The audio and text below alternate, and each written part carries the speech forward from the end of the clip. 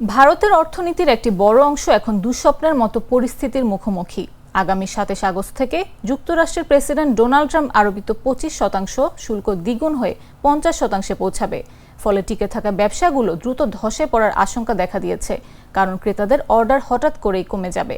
Carpet শিল্প ভারতের বিশাল একটি খাত, যেখানে উৎপাদিত ৯৮%ই পণ্য রপ্তানি হয়।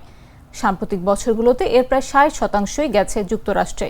অর্থাৎ আগে $৫০০ একটি কার্পেট আমেরিকান আমদানিকারককে $১২৫ শুল্ক দিয়ে কিনতে হতো, এখন তা বেড়ে $২৫০ পর্যন্ত গড়াতে পারে।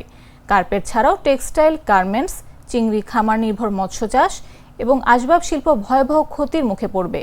এই শিল্পগুলো হয়তো ভারতের সবচেয়ে ঝলমলে খাত নয়, কিন্তু কোটি মানুষের কর্মসংস্থান এবং $বিলিয়ন আয় এনে দিয়েছে, যা ভারতের অর্থনীতিকে সংকটের সময় শক্ত করে রেখেছে।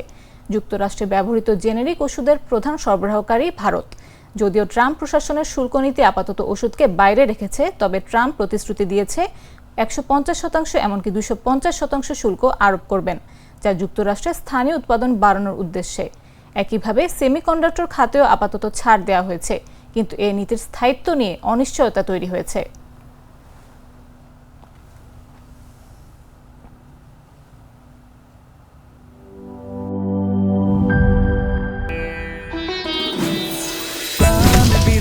মশলা বেস্ট হবে বেস্ট, এই প্রাণ বিরিয়ানি মশলা টেস্ট হবে বেস্ট, টেস্ট হবে বেস্ট।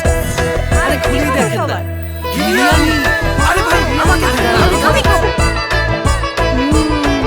এই প্রাণ বিরিয়ানি মশলা টেস্ট হবে বেস্ট, টেস্ট হবে। প্রাণ বিরিয়ানি মশলা টেস্ট হবে বেস্ট। প্রাণ, জীবনের স্বাদ।